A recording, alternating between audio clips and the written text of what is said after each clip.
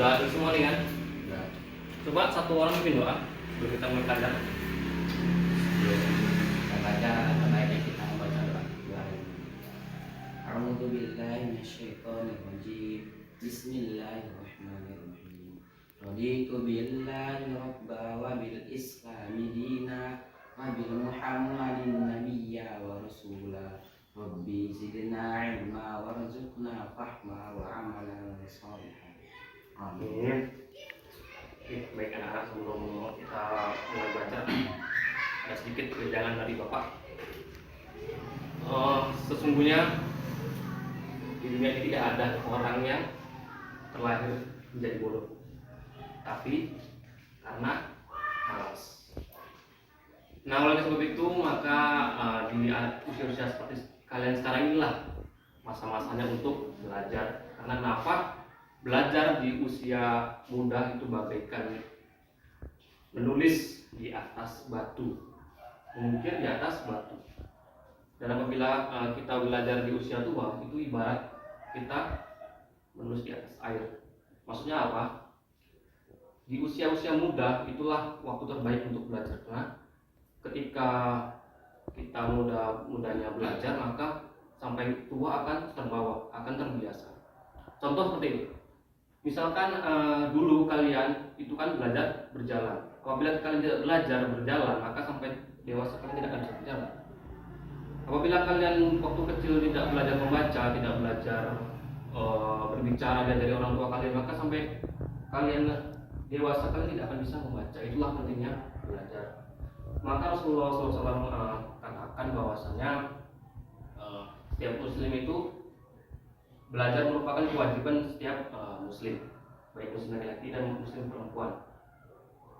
Hukumnya fardu ain.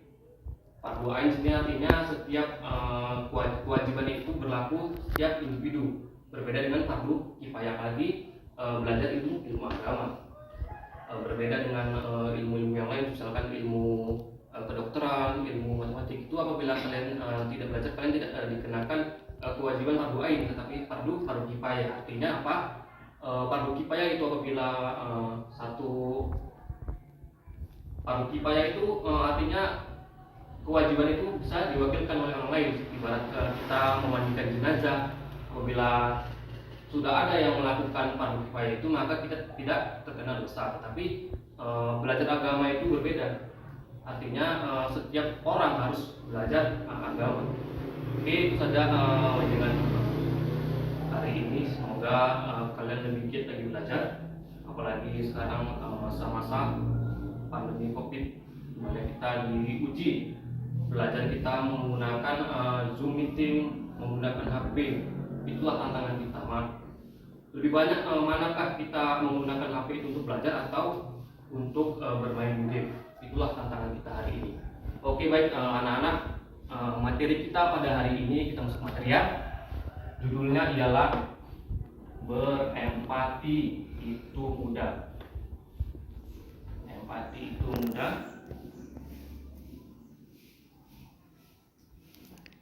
Dan menghormati itu indah. Menghormati itu indah. Tapi sebelum masuk ke materi, sampaikan dulu judul kita ini kan ada dua, tetapi dalam satu sub materi. Jadi untuk hari ini kita belajar tentang empati dulu, untuk menghormati itu minggu depan. Oke, udah ada yang tahu apa itu empati? Belum tahu ya? Coba Rizky baca apa yang bahan yang sudah Bapak berikan. Empati adalah sebuah keadaan mental seseorang untuk mampu merasakan situasi, kondisi atau perasaan yang sama dengan yang dialami oleh orang lain, lalu tergerak untuk membantu.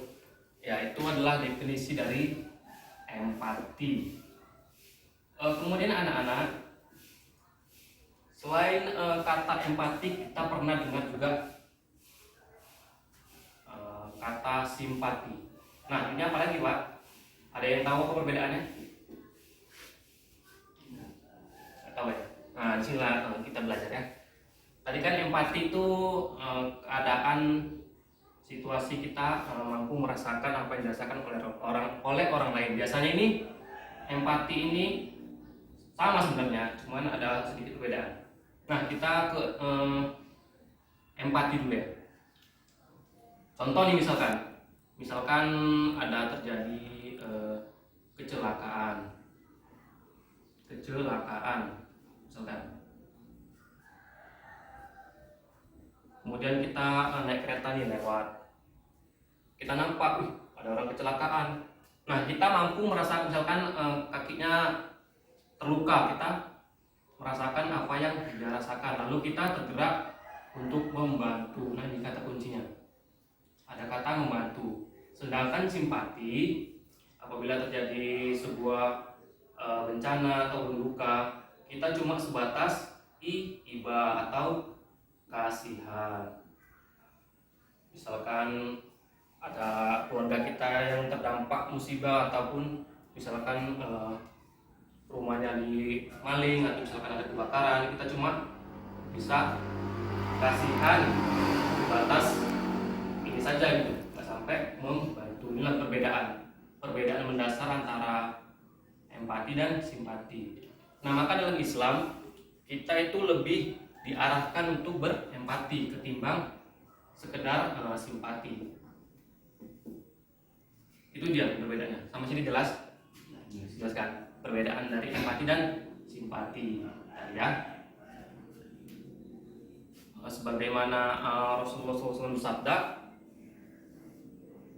Muslim yang satu itu dan yang lain itu adalah saudara, maka cintailah saudaramu seperti engkau mencintai diri sendiri.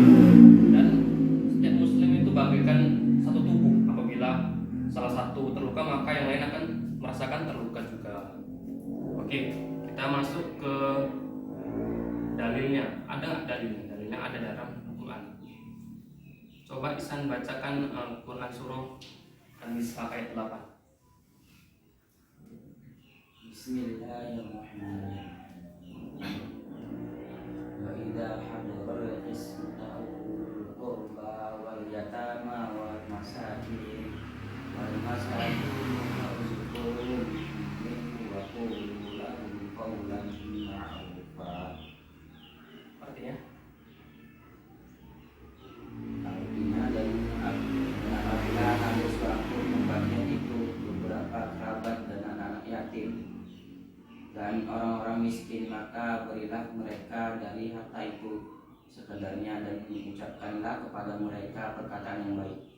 Oke, tadi apabila hadir beberapa kerabat, anak-anak yatim atau orang miskin yang membagian harta, maka bila mereka harta itu sekedarnya maksudnya dengan adil.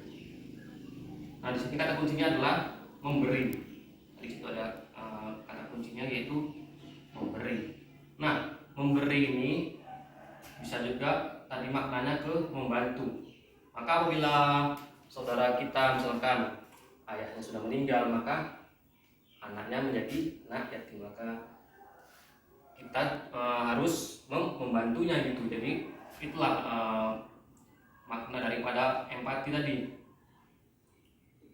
Jadi misalkan ada sebuah kejadian ataupun bencana, kita harus membantu gitu kan.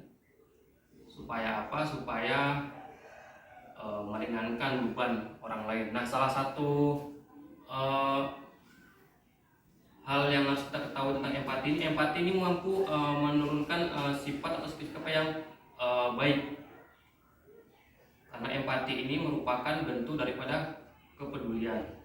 Nah, empati ini akan membentuk sifat kepedulian.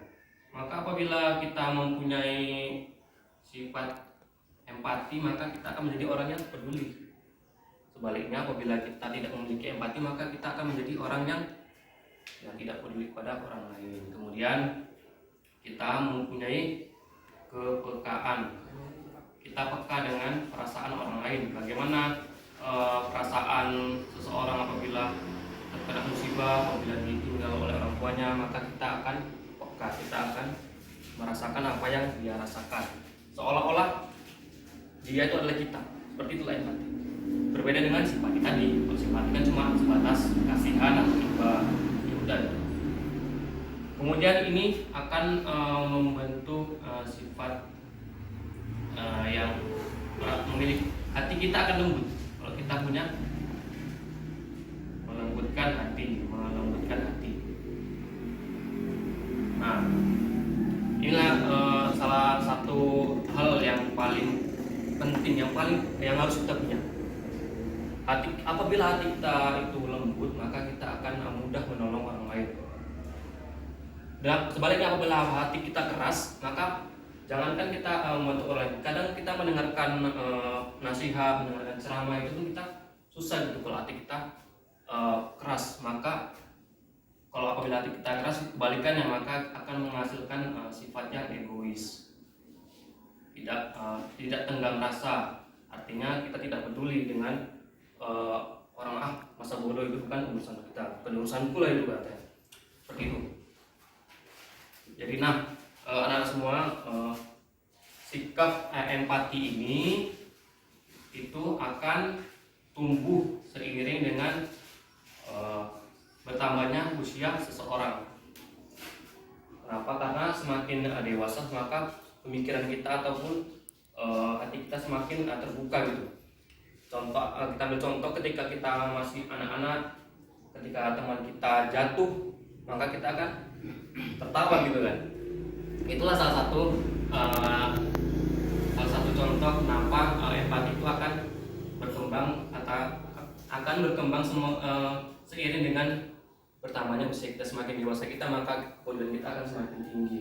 Tetapi apabila semakin dewasa kepedulian kita tidak tumbuh, berarti sifat empati ini tidak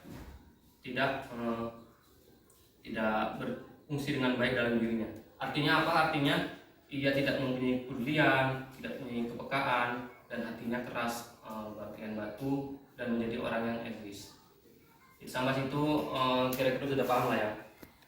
Oke, baik. Jadi untuk materi empati sudah selesai. Untuk materi menghormati itu kita lanjut minggu depan. Jadi buat anak bapak, nanti kalian kerjakan tugas yang bapak berikan nanti di kumpul minggu depan. Juga kalian pelajari materi tentang menghormati orang tua dan orang lain. Jadi demikian saja pelajaran kita hari ini. Mari kita tutup dengan lafaz hamdalah. Alhamdulillah. Assalamualaikum warahmatullahi wabarakatuh.